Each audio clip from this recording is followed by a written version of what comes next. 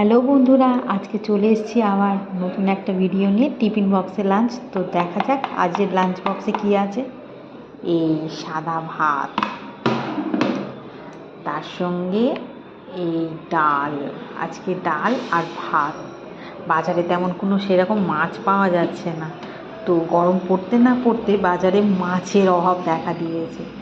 আর আজকে মাছ তো হয়নি, তো বাড়িতে যা সবজি ছিল, যেমন বেগুন ভাজা, আলু ভাজা, তো এই আজকে আমার খাওয়ার মেনু।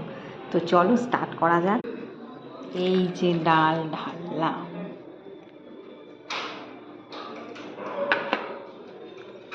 এবার খাওয়ার পালা। ডাল মেখে এইভাবে একটু আলু ভাজা নিলাম, নিয়ে এবার